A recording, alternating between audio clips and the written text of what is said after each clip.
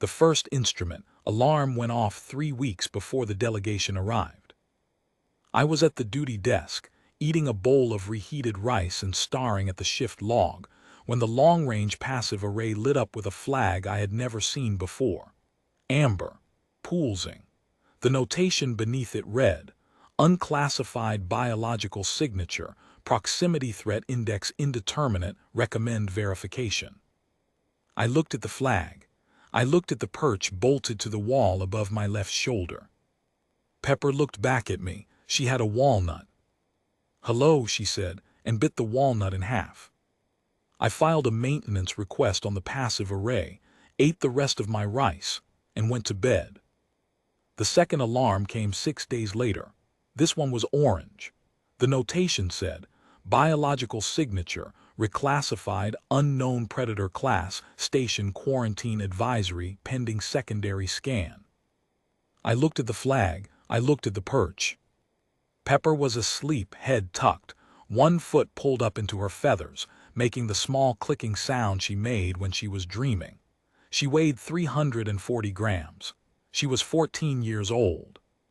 She was an African gray parrot, and she had come with me from my mother's kitchen in Cairo, 3 relay jumps and 1 inter-service paperwork dispute ago, because no one at the garrison reassignment office had ever specifically prohibited a parrot, and I had made the decision to interpret silence as permission before anyone thought to ask.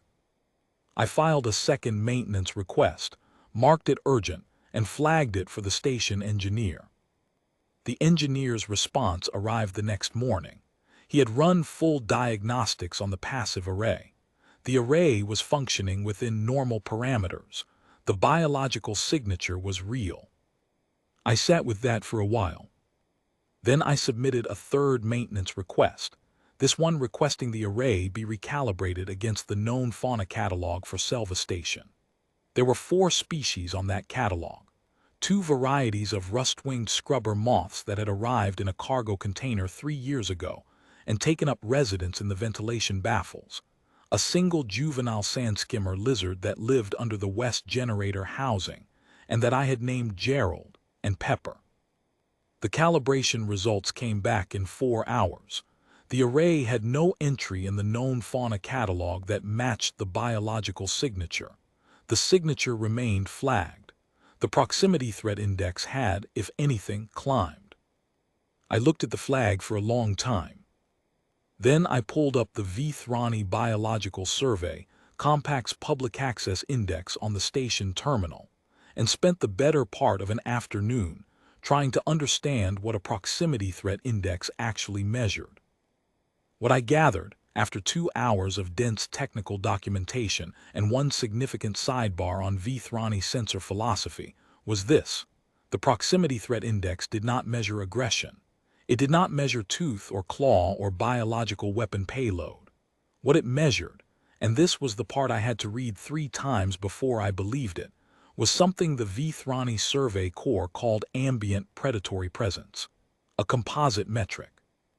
Part biochemical signature, part neurological output pattern, part something the document called ecological displacement coefficient, which appeared to mean, as near as I could translate it, the degree to which a given organism's existence in a space caused other organisms to alter their behavior as a precautionary measure.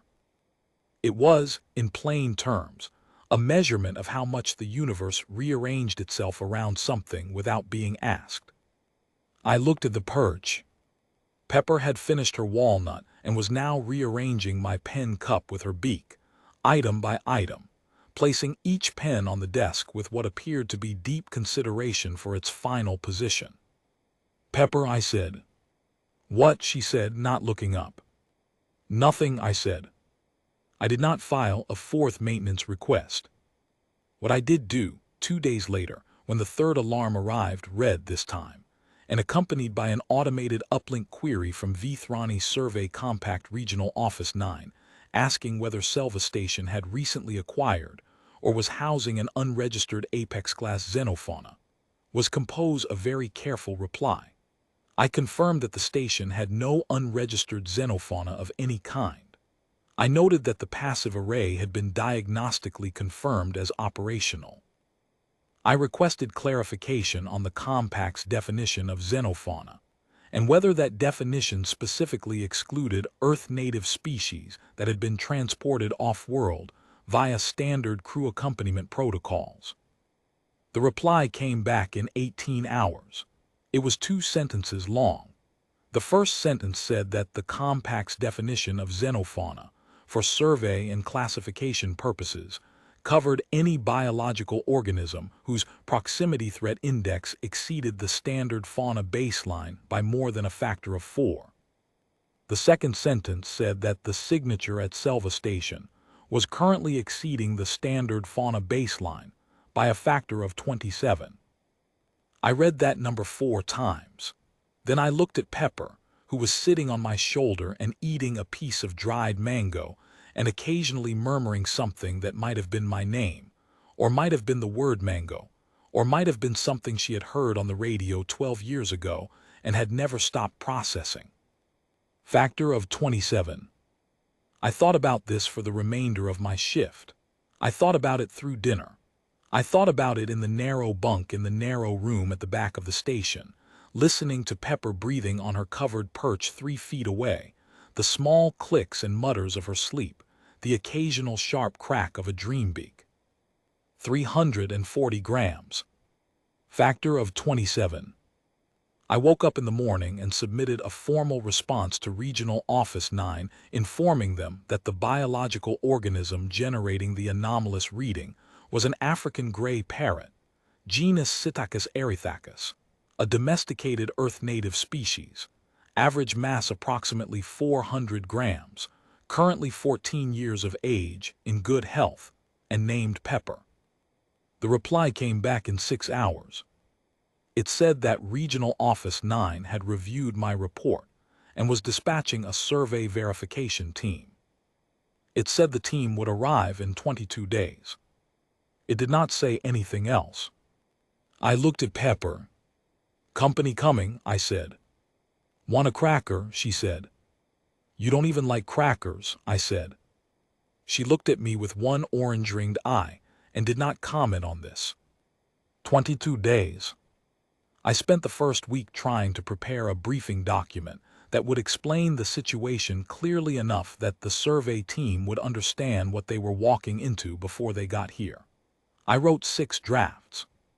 Each one required me to explain, at some point, that the biological entity generating the anomalous apex predator reading was a gray and white bird the size of a large coffee mug, and each time I got to that sentence, the document stopped feeling like a briefing and started feeling like a joke I was telling myself. I deleted all 6 drafts. I spent the second week doing station maintenance and pretending I wasn't thinking about it. I spent the third week watching Pepper. This was not unusual. I watched Pepper a lot.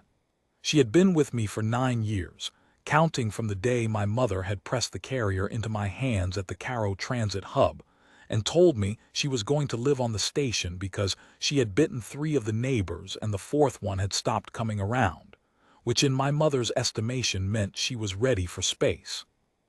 I had accepted this because I was 22, and I did not yet understand that accepting things from my mother without reading the terms first was how I had ended up in the Handler Corps in the first place. What I noticed, watching Pepper that third week, was what I always noticed. She was calm, extraordinarily calm, not the calm of something asleep or unaware. She tracked everything in the room always, those orange-ringed eyes moving in slow, deliberate arcs across the space, logging, cataloging, doing whatever it was that a brain the size of a walnut did with 14 years of accumulated environmental data. But the tracking never became agitation. The room happened around her, and she observed it the way a mountain observes weather. Present, attentive, thoroughly unmoved. When the station's automated docking alert sounded on day 22, she said, "Okay," and went back to shelling a hazelnut. The delegation came through the airlock in standard Vethrani Survey configuration, which I had looked up in advance. 6 members, 2 and 2 and 2. Ketharivos led them. I knew his designation from the pre-arrival documentation, which had included a 17-page credential summary and a one-line biographical note that said he had led 43 survey verifications across the Vethrani corridor without a single reclassification error. He was tall by Vethrani standards, which made him approximately my height by human ones. His color was the deep indigo gray of high-caste survey rank, which in Vethrani physiology meant the chromatophores along his jawline and temples were cycling through slow, steady patterns that the documentation had described as professional composure. He was carrying an instrument case that I recognized from the public catalog as a Tier 4 biological assessment array. Tier 4 was the classification used for suspected apex class organisms. Behind him came parrot, who was the team's field apex reader, and Tessavarkin, the xenobiological cataloger. Behind them, Yethas and Kresamin, the instrument technicians. At the rear, Advisor Solveth, who the documentation had described as an independent observer from the Compact's Ethics and Classification Review Board, present to ensure that if there was something here, it got filed correctly. All 6 of them stopped 3 steps inside the airlock and stood very still. Pepper said hello. I watched the chromatophores in Vethrani jawline cycle through something that was not composure. Corporal Oren, he said after a moment. His standard was precise. 11 years in the corridor, the briefing had said. That is the organism. It was not a question. That's Pepper, I said. He looked at her for 4 full seconds. She looked back at him. She had the hazelnut in one foot and was holding it against the perch bar, and she turned it once slowly, the way she turned things she was deciding whether to eat. Then she looked away and resumed shelling it. Parrot, the apex reader, had taken 2 involuntary steps back during that exchange. I noticed this. I did not comment on it. She's 14, I said in the interest of full disclosure. African gray, Earth native, domesticated. She came here with me on standard crew accompaniment transfer. The instruments have been reading her for 22 days, Vethrani said. Yes, I said. A factor of 27 above baseline. That's what the documentation said. He looked at the instrument case in his hand. Then he looked at Pepper again. His chromatophores had settled into a pattern the documentation had not specifically described, but which I was beginning to recognize as something in the vicinity of very carefully maintained professional certainty. We will need to conduct a full assessment, he said. Of course, I said. Can I get anyone anything? We have coffee. I think we have tea. Pepper sometimes asks for tea and then doesn't drink it, so I make sure we have it. What is coffee? Tessavarkin said from the back of the group. It's a beverage, I said. Hot, bitter, I can explain later. Does anyone want water? Nobody wanted anything. They set up the assessment array in the main duty area, which took 40 minutes, during which time I sat at the duty desk and worked through the station maintenance log, and Pepper sat on the perch above me and watched the procedure with what I could only describe as mild interest. By the time the array was fully operational, Parrot had moved his chair to the far side of the room. I did not think he was aware he had done this. The first sweep took 8 minutes. Vethrani read the output for approximately 30 seconds in silence. Then he handed the readout to Tessavarkin, who read it, handed it to Yethas, who read it, and then all 3 of them looked at Pepper. Pepper said, "What?" It was not directed at them. She said it sometimes when she was turning something over in her mind. My mother said she had learned it from me. I had always disputed this, but I was beginning to wonder. The reading is consistent with the passive array data, Vethrani said. Proximity threat index 29.4. Ecological displacement coefficient registered across all sensor bands. The biochemical signature is, he paused. It does not match any cataloged xenofauna. It won't, I said. She's Earth native. The Compact's biological index contains 700, and 42 Earth-native species. Does it have African gray parrots? A pause, he checked something on the instrument case. No. Well, I said. He looked at me, he looked at Pepper, he looked back at the readout. Corporal, he said slowly, are you aware of what a proximity threat index of 29.4 represents, in practical terms? I read the documentation, I said. Then you are aware that a proximity threat index above 25 is the threshold at which Compact Survey Protocol mandates that the organism in question be classified as a potential systemic threat to ambient ecological stability. I saw that section, yes. The highest reading previously recorded for a domesticated companion animal in 40 years of Compact Survey records was a factor of 8.3. That was a Vethrani Deep Grove predator cat that had been raised from infancy by a handler family and was recorded during an off-leash exercise session. What happened to the cat? A longer pause. It received a Category 3 companion designation, and its handler was issued a transit caution flag. And Pepper's reading is 29.4. Yes. I looked at Pepper. She had finished the hazelnut. She was now using her beak to rearrange the small objects on the edge of the duty desk, a stylus, a folded maintenance chit, the cap from a water bottle, placing each one with the same slow, deliberate attention she gave everything. She did this several times a week. I had stopped moving things back. She does that, I said. Vethrani followed my gaze to the desk. He watched Pepper move the stylus 3 centimeters to the left. He did not say anything.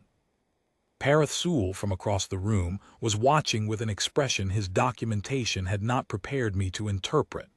His instrument, a smaller personal unit, palm-sized, which I understood from context to be the Apex Reader's dedicated calibration device, was making a sound.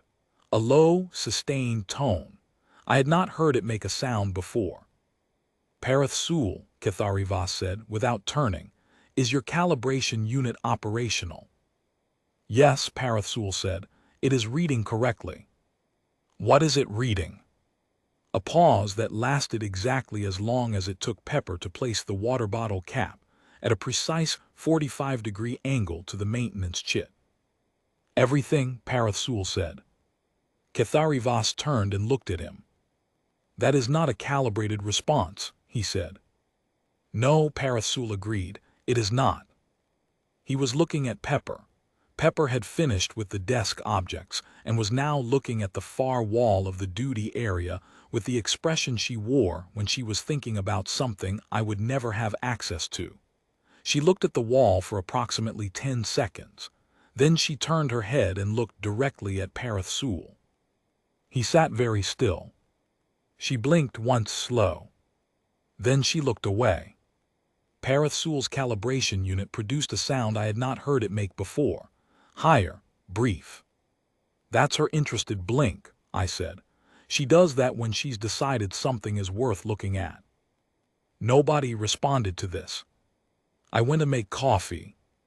By the time I came back, Vethrani had ordered a second sweep. This one ran for 12 minutes. When it finished, Yethasvor read the output and said nothing for long enough that I looked up from the coffee preparation to check whether the room was still occupied. Unchanged, Vethrani said. Within 0.2 of the first reading, Yethasvor said, 29.6. Not a fluctuation artifact, Vethrani said. No, Yethasvor said. It is stable, it is consistent. A pause, it is very consistent. I understood what he was not saying. Anomalous readings fluctuated. Genuine sustained readings did not.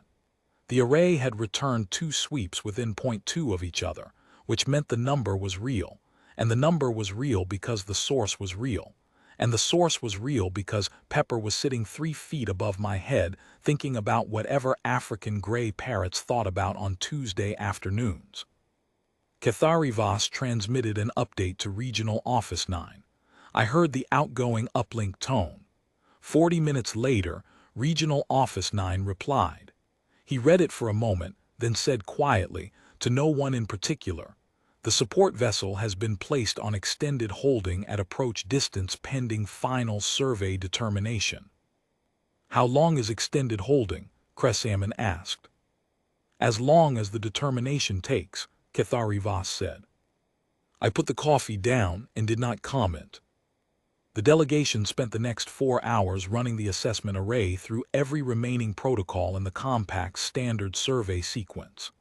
I worked through the maintenance log, made 2 rounds of the station's exterior sensor checks, had lunch, and fed Pepper a piece of dried apple, a strip of sweet pepper, and the back half of a walnut, which she accepted with the gravity of someone receiving a significant award.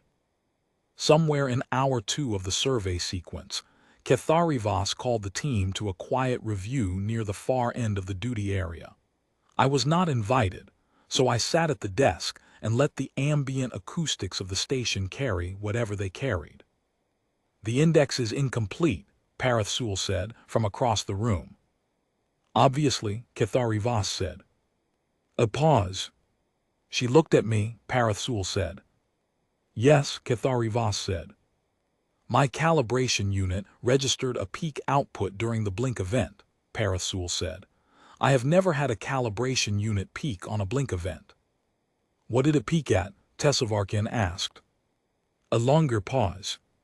41.3, Parathsul said. The room was quiet for a moment. "The observation window was brief," Ketharivas said. "The sustained reading is 29.4. "Yes," Parathsul said. "During passive activity, during directed attention, the reading peaked at 41.3. I would like this noted in the survey record." "It will be noted," Ketharivas said. More quiet. "She weighs 340 grams, Tesavarkin said, and it was not entirely clear whether this was an objection or a statement of disbelief. 342, I said from the duty desk, without looking up from the maintenance log. "She had a hazelnut earlier." Nobody said anything to this.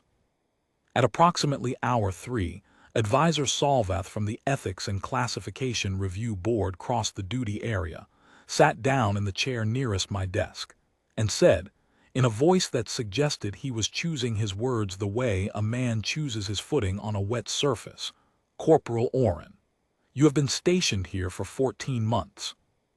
15, I said. "Pepper's been here the whole time." "And you were not concerned about the instrument readings?" "I filed maintenance requests," I said. 3 of them. "I thought the array was malfunctioning," I said. "Then I found out it wasn't. Then I looked up the documentation and filed a formal response to Regional Office 9. "You were not concerned," he said again, and this time it was not a question. I thought about how to answer that. I had been a fauna handler for 6 years before the relay posting. The handler corps worked with working dogs, mostly Belgian Malinois, German Shepherds, the occasional Labrador on the civilian liaison side of the house. I had spent 2 years at the Varek Station attachment before Selva, and 3 at the Kethyavar outpost before that. I knew what it looked like when an animal's presence rearranged a room. I had watched it happen on 3 continents and 2 space stations, and the common thread was not size or tooth or noise. The common thread was the quality of attention, the way certain animals occupied the air around them differently than other animals did. The handler corps called it presence, for want of a better word, and the official definition in the training documentation was deliberately vague, because nobody had ever managed to quantify it satisfactorily. 29.4. Ecological displacement coefficient registered across all sensor bands. "I've had her for 9 years, I said. "She's Pepper, I wasn't concerned." Advisor Solvath looked at Pepper, who was on the perch with her eyes half closed, 1 foot tucked, making the small muttering sound she made in the late afternoon when the light in the duty area shifted, and the air recyclers cycled down to their quieter rate. "Has she," he said carefully, "ever acted in a way that was notable?" I thought about Caro and the 4 neighbors. I thought about the maintenance supervisor at Kethyavar who had raised his voice at me once during a supply dispute and had subsequently found that every stylus in his office had been relocated to the floor. I thought about the junior officer at Verak who had attempted to remove Pepper from the duty area by covering her cage with a transit cloth at 2 in the afternoon, mid-shift, and who had stood in front of me 40 minutes later with the cloth in pieces, and a new and permanent appreciation for the concept of personal space. Nobody had ever been hurt. Nothing had ever been broken. Every rearrangement had been, technically, reversible. She's particular about her environment, I said. She doesn't like sudden changes. She's been known to express that. Express that, he repeated. She moves things, I said. Sometimes she moves them back, sometimes she doesn't. He looked at the duty desk, where the stylus and the water bottle cap were still in the positions Pepper had placed them 3 hours ago. I see, he said. At hour 4, Ketharivas called the team to a review. I was not invited to this review, so I sat at the duty desk and pretended to work, which meant I could hear most of it. The assessment array had confirmed the passive array reading. The proximity threat index was consistent. The ecological displacement coefficient was, per Yethesvor's reading, unprecedented in the Compact's survey records for any organism of Pepper's mass. The biochemical signature contained markers that Tessevarkin described as structurally analogous to apex-gassed predator outputs in 4 separate Vethrani species, but whose exact profile matched nothing in the 742-entry Earth Fauna Index. The index is incomplete, Parathsul said from across the room. Obviously, Ketharivas said. A pause. She looked at me, Parathsul said. Yes, Ketharivas said. My calibration unit registered a peak output during the blink event, Parathsul said. I have never had a calibration unit peak on a blink event. What did it peak at? Tessevarkin asked. A longer pause. 41.3, Parathsul said. The room was quiet for a moment. The observation window was brief, Ketharivas said. The sustained reading is 29.4. Yes, Parathsul said. During passive activity, during directed attention, the reading peaked at 41.3. I would like this noted in the survey record. It will be noted, Ketharivas said. More quiet. She weighs 340 grams, Tessevarkin said, and it was not entirely clear whether this was an objection or a statement of disbelief. 342, I said from the duty desk, without looking up from the maintenance log. She had a hazelnut earlier. Nobody said anything to this. I finished the maintenance log, closed it, and looked at Pepper. She was watching me with one eye. The afternoon light came in at a low angle through the station's single large observation panel, and it caught the gray of her feathers in a way that made them look almost silver. She turned her head slowly and looked at the assessment array, which was still running passive data collection on its overnight cycle, and then she looked back at me. Dinner, she said. In a bit, I said. Dinner, she said more firmly. 20 minutes, I said. She made a sound that was not quite approval, but was not disapproval either, and settled into her standard late afternoon posture, which was a very slight puffing of the chest feathers, and a lowering of the head that I had come to understand over 9 years meant she was comfortable where she was, and had decided to let the room proceed without her active supervision. I have thought about that posture a great deal since. At 1700 hours, Ketharivas came to the duty desk. He stood at a distance that I recognized after a moment as not quite close enough for a standard professional conversation. He was maintaining, without appearing to be aware of it, a gap of approximately 4 additional feet between himself and the desk, between himself and Pepper. Corporal Oren, he said, I need to ask you a procedural question. Go ahead, I said. When you submitted your formal notification to Regional Office 9, when you identified the source of the anomalous reading. You stated that the organism was, and I am quoting, a domesticated Earth-native species, average mass approximately 400 grams, currently 14 years of age, in good health. Did you at any point consider that this characterization might be incomplete? I looked at him. He was watching Pepper with the expression of a man who had spent 22 days filing reports about something he expected to be dangerous, and had arrived to find it dangerous in a way that all 22 days of preparation had not accounted for. She is 14, I said. She is in good health. Her average mass is approximately 400 grams. All of that is accurate. Yes, he said, but I said, in 43 survey verifications, I have never encountered an organism at this proximity threat index that, he stopped, started again. That was napping, he said. When my team entered this station, it was napping. She naps in the afternoon, I said. She's 14, she likes her routine. The Apex Reader's calibration unit peaked at 41.3 on a directed blink, he said. On a blink. She was looking at him, I said. She was deciding, Parathsul said from across the room. He had not moved and had not appeared to be listening, but he said it with the tone of someone who had been thinking about nothing else for 4 hours. The parameters of the observation, whether he warranted extended attention. I looked at Parathsul. He was looking at Pepper, and his face had the expression not fear, not alarm, something with more texture than either of those, that I had seen on the face of the junior officer at Varek when she had understood what the transit cloth had actually accomplished. She decided he didn't, I said. Yes, Parathsul said, she decided that. The room was quiet for a moment, in the way that rooms get quiet when everyone in them is processing something they do not have the vocabulary for yet. Ketharivas cleared his throat. I need to transmit a preliminary survey report to Regional Office 9 this evening, he said. I need to include a status determination. The current options under Compact Protocol are Category 1, non-threat fauna requiring no action. Category 2, notable fauna requiring monitoring designation. Category 3, companion class fauna requiring handler certification review. And Category 4, apex class fauna requiring containment assessment. Those are the options, I said.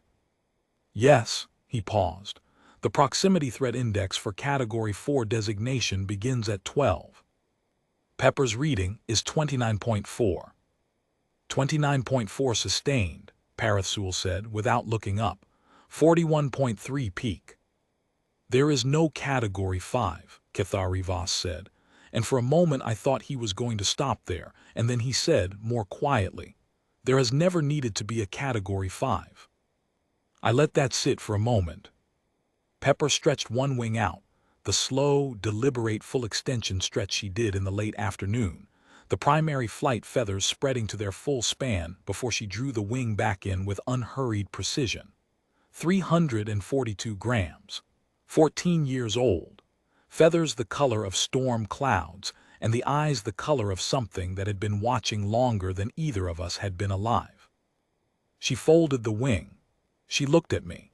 She looked at the observation panel and the hard dark outside it and the distant specks of light that were, if you knew where to look, the rest of the Vethrani Survey team's support vessel holding at standard approach distance. Then she looked at Ketharivas. He held very still.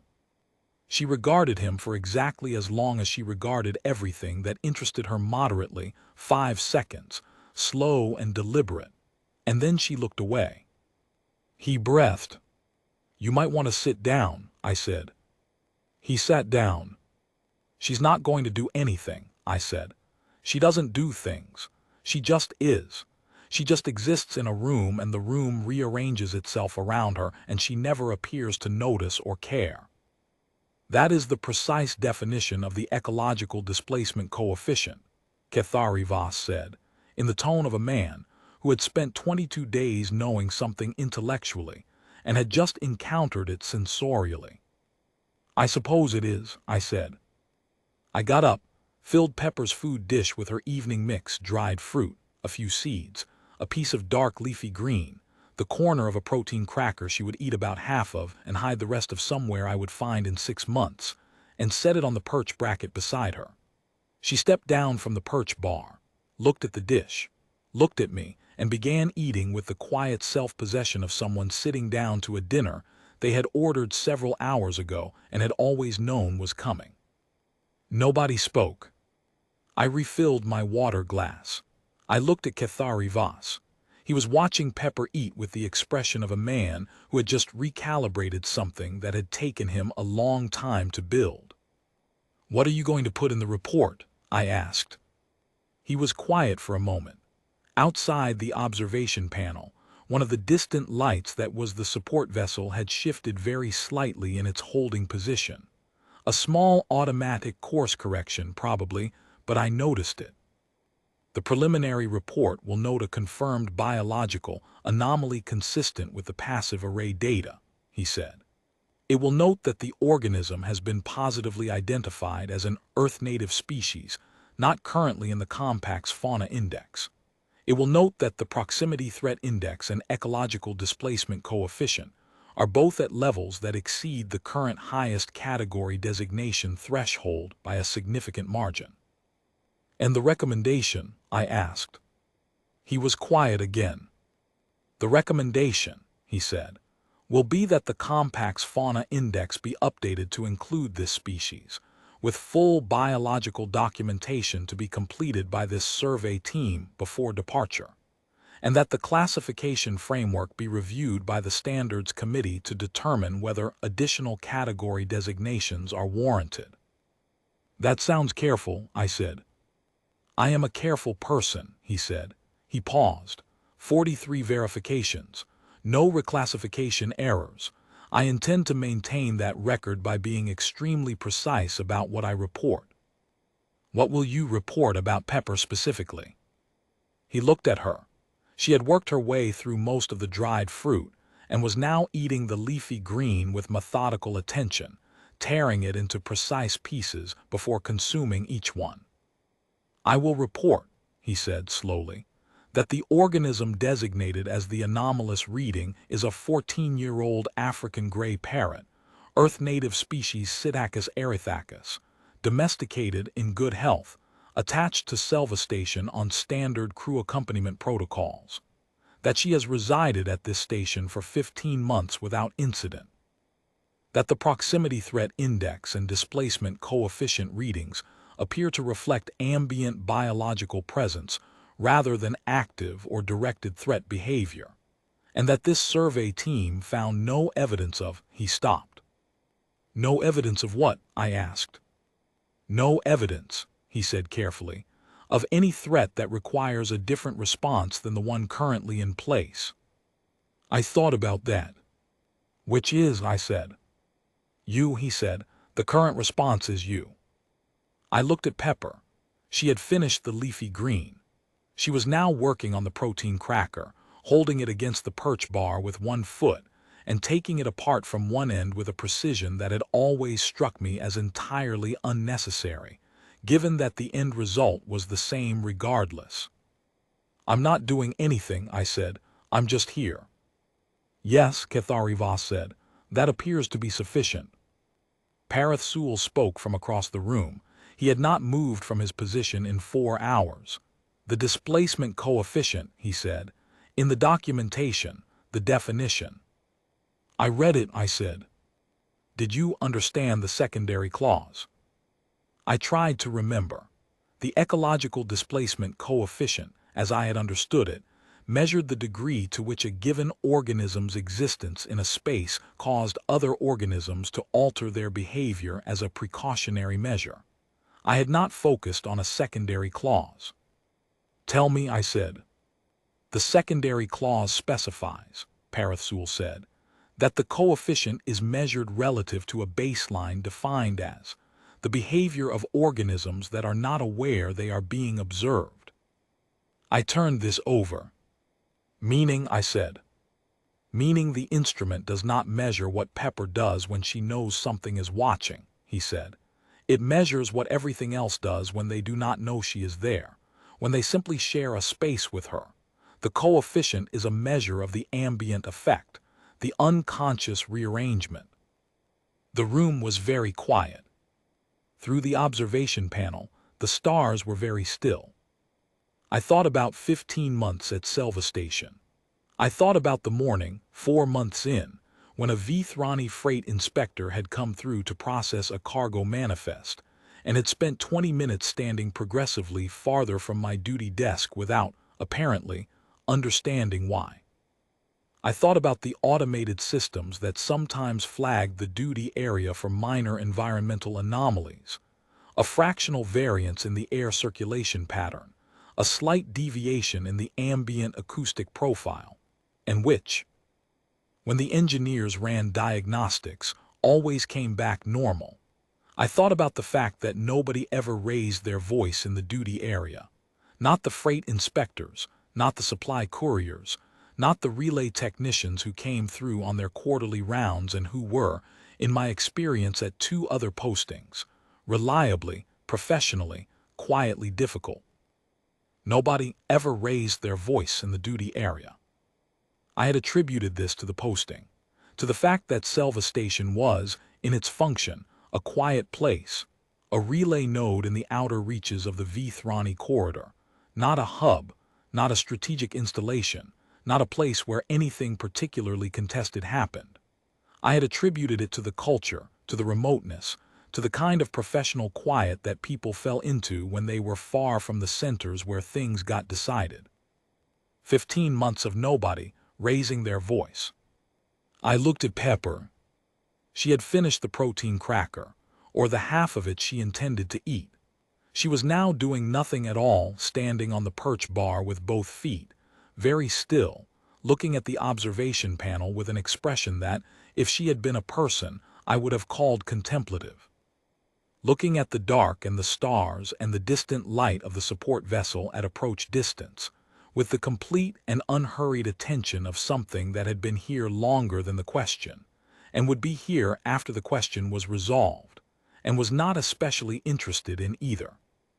I think, I said, that I have been misunderstanding what she was doing this whole time. What did you think she was doing? Advisor Solvath asked. He had returned to his chair near the desk at some point in the last hour, and I had not noticed him do it. Nothing, I said. I thought she was doing nothing. I thought she was just being a parrot. And now, he asked. I looked at her for a long time. I think she was doing nothing, I said. I think that's the thing.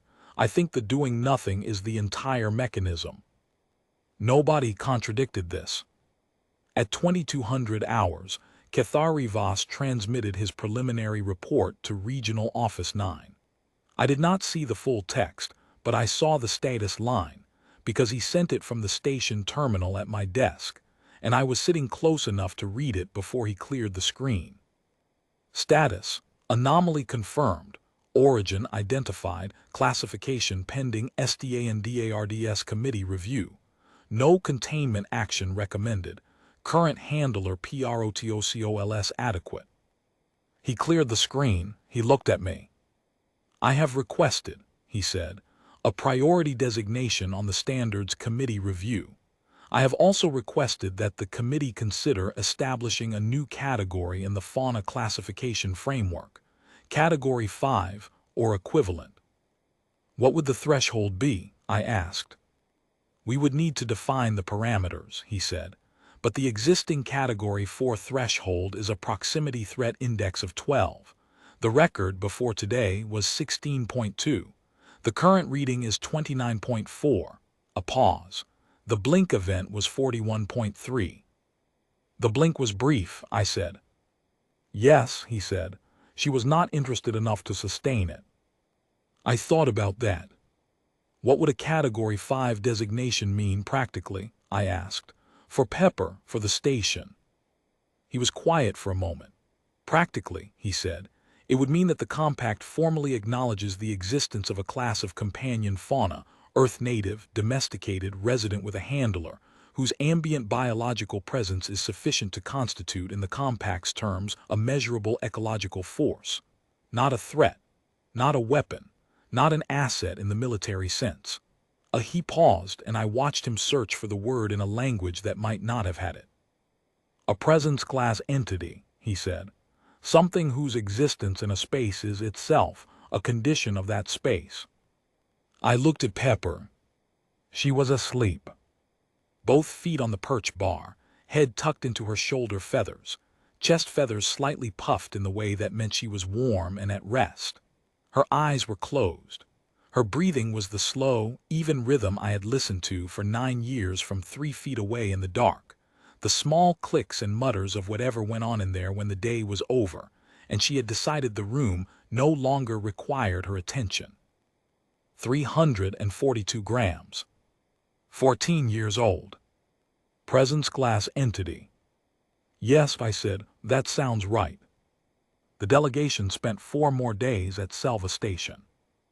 The first day, Tessavarkin compiled the full biological documentation required to add Psittacus erythacus to the compact's fauna index. This required a complete biometric assessment, a behavioral observation log, a biochemical profile drawn from a voluntary feather sample. Pepper provided this by dropping a molted secondary flight feather on the assessment array at approximately hour 3 of the observation session, in a way that may or may not have been deliberate, and a proximity effect study, which involved Tessavarkin sitting in the duty area for 6 hours taking readings while Pepper did what she normally did. What she normally did was eat breakfast, rearrange 3 objects on the duty desk, observe the room for an indeterminate period from her perch, take an afternoon nap, eat dinner, look at the observation panel for a while, go to sleep. Tessavarkin's proximity effect study ran to 11 pages. The second day, Parathsul conducted what he called a directed attention assessment protocol, which as far as I could tell meant he sat across the room from Pepper and waited to see if she would look at him again. He sat there for 9 hours.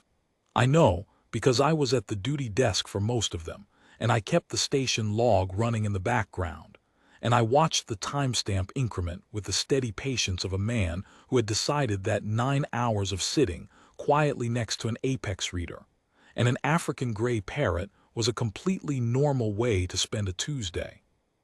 Pepper, for the first 3 hours, did not look at him. She ate breakfast. She rearranged the desk objects. She inspected the far wall for an extended period with the focused attention she gave things she was considering. She found a seed lodged in the perch bracket's lower rail, extracted it, evaluated it, and ate it. She groomed her left wing in the slow, methodical sequence she always used, primary to secondary, working from the base of each feather to the tip with her beak, then preening the down beneath with the small, precise movements I could hear from 3 feet away on quiet mornings. Parathsul's calibration unit ran at baseline the entire time. At hour 4, Pepper looked at the back of Parathsul's head. Not his face, the back of his head. He was sitting with his back at a slight angle to her, which I understood after a moment was deliberate, a non-confrontational orientation, something he had looked up or been trained in. He was not presenting himself as a challenge. He was presenting himself as an element of the room. Pepper looked at the back of his head for 11 seconds. The calibration unit peaked at 22.1. Parathsul noted this without moving. "She is reading me laterally," he said, in the tone of a man taking a witness statement from himself. "She does that with new things," I said. "She approaches from the side before she decides whether to engage directly."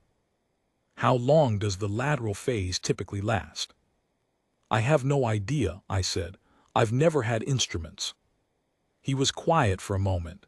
22.1, he said, "on indirect observation, that is above the Category 4 threshold." "Yes," I said. "She is not looking directly at me," he said. "She is looking at the back of my head from an indirect angle, with most of her attention apparently elsewhere, and the reading is above the Category 4 threshold." She has a lot of attention available, I said. He did not respond to this, which I took as agreement. At hour 7, she looked at him directly. He had shifted in his chair, a small movement, probably involuntary, the kind of micro-adjustment a body makes after 7 hours in the same position, and she turned her head at the sound of it and looked at him with both eyes. The calibration unit peaked at 38.4. 7 seconds, then she looked away. He wrote something in the observation log in the careful, compressed notation of the Vethrani Survey Corps, and then he sat with his hands in his lap for a while, not writing anything. 38.4, I said, less than the first time. She knew what I was, he said. The first time I was a new variable, this time I was a known one. She lost interest, I said. She contextualized me, he said, and I thought that was probably the more accurate description. The third day. Advisor Solvath from the Ethics and Classification Review Board spent the morning writing what he told me was a preliminary opinion on the classification implications, and the afternoon sitting in the duty area not writing anything, which I recognized after a while as a man who was thinking and did not want to be interrupted. I did not interrupt him. Pepper, characteristically, ignored him entirely, which appeared to be more unsettling to him than the attention had been to Parathul. Does she always ignore some people? He asked at the end of the afternoon. She pays attention to what interests her, I said. The rest of the time she's got her own things going on. What things? I thought about this. I'm not entirely sure, I said. She's been working on something with the desk objects for about 6 weeks. I think it's spatial. I think she has a preferred arrangement and she's trying to converge on it, but I don't know from what starting conditions or according to what principle. He looked at the desk. The stylus was currently to the left of center. The water bottle cap was at a 45-degree angle. The folded maintenance chit had been there for a week and had not been moved, which I had come to understand meant it was where it was supposed to be. Does it bother you? He asked, not knowing. I've had 9 years to get used to it, I said. You stop needing to understand everything she's doing. You just share the space. You let the room be what it is with her in it. He was quiet for a while. The ecological displacement coefficient, he said. It measures the unconscious rearrangement, what other organisms do when they do not know they are being observed. Yes, I said. You've been living inside the coefficient for 9 years, he said. I hadn't thought about it in those terms before. I thought about it now. I suppose I have, I said. He looked at Pepper. She was doing what she did in the late afternoon, that contemplative, half-present attention, directed at nothing in particular, the eyes moving in slow arcs across the room with the thoroughness of something that logged everything and forgot nothing. He watched her for a long time. Does she understand us? He said. The conversations, the assessments, the implications. She understands language, I said. She's got maybe 200 words in active use and she deploys them accurately in context. She understands tone very well. She understands intent, not the stated intent, the actual one. She notices things I don't notice. Does she understand what has been happening this week?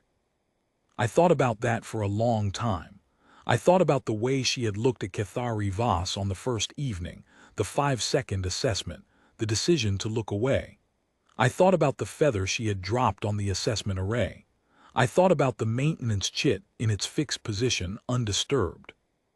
I think she's been watching all of it, I said. I think she's been tracking the situation since the moment they walked in.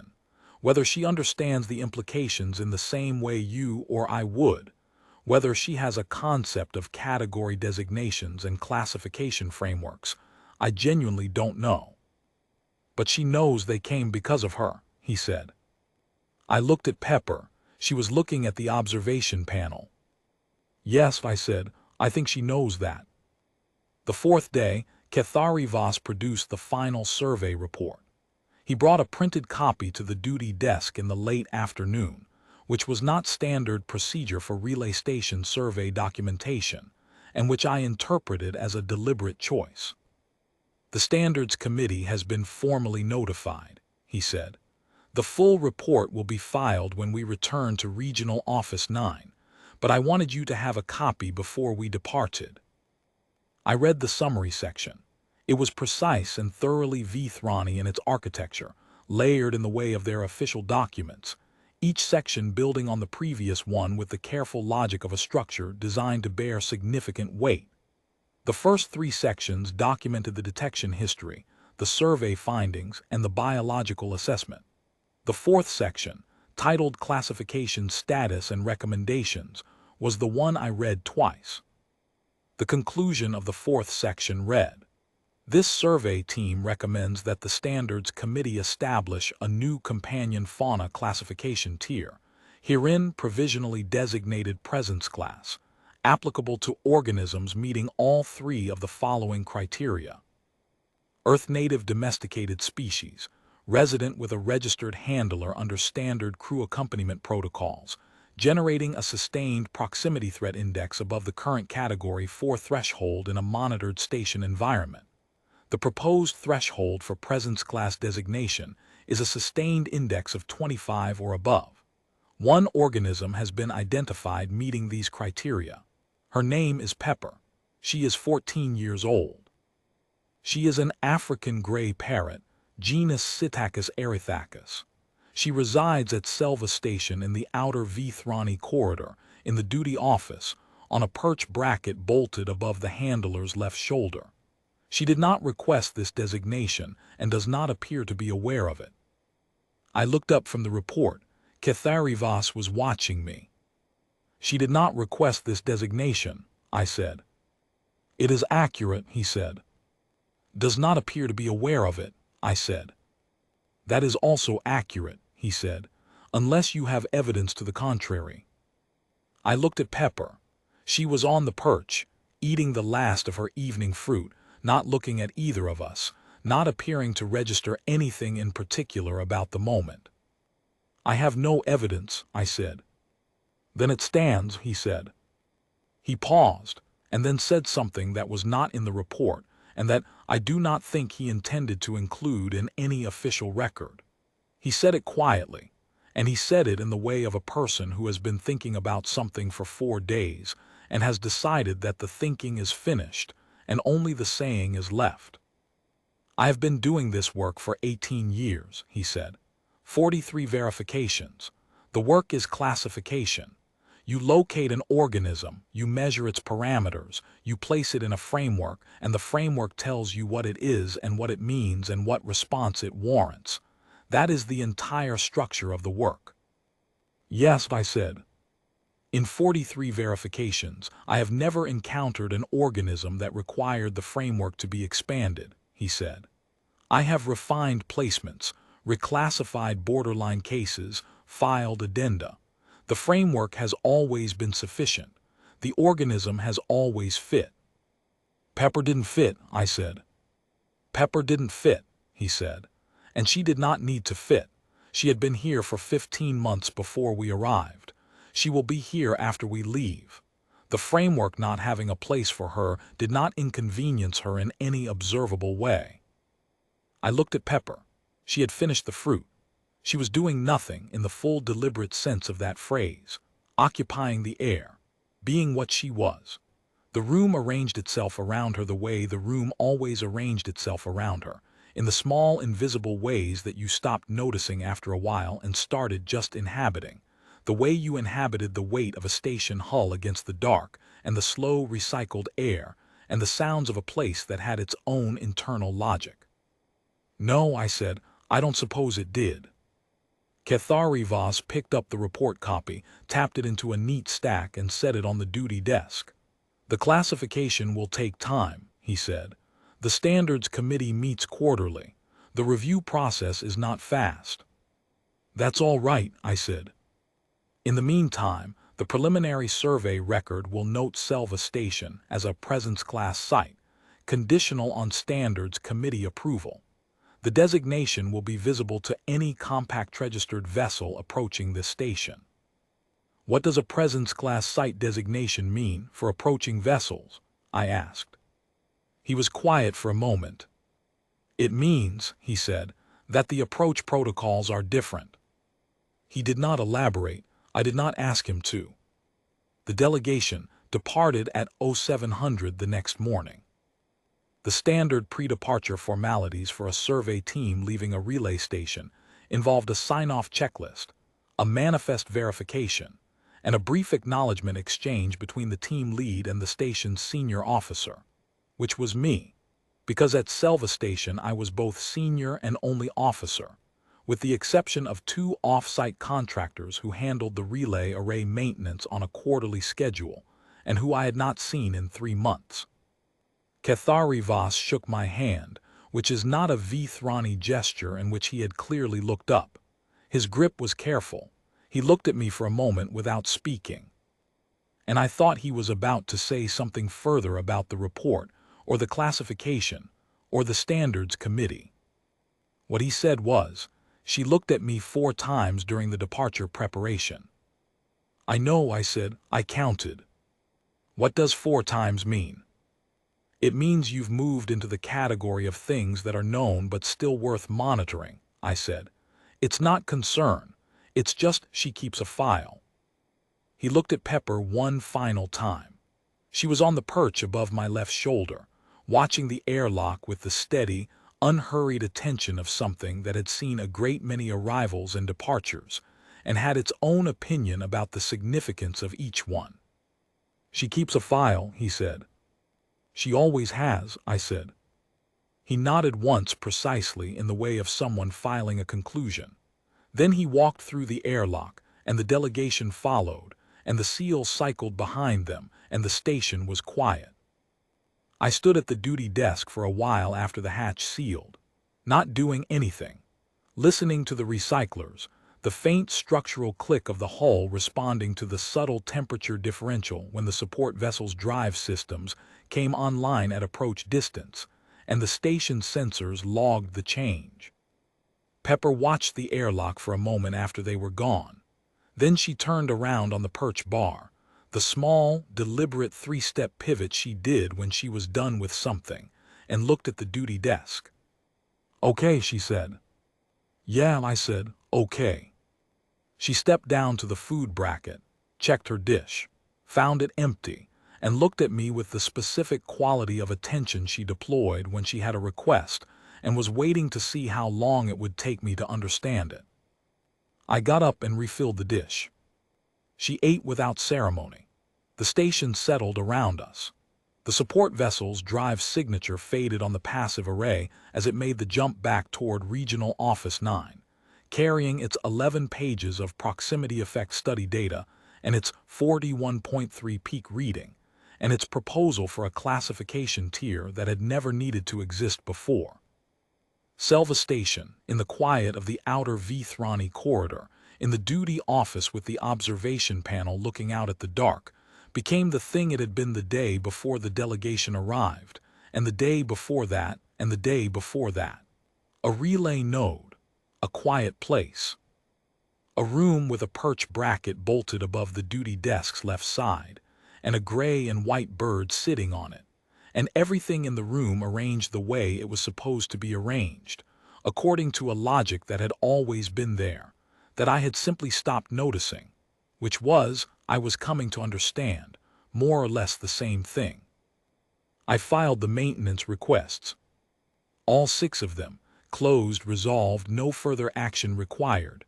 I added a note to each one, array operational, reading confirmed, source identified.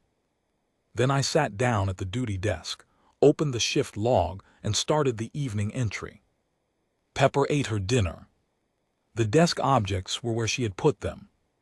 The stars were where they had always been.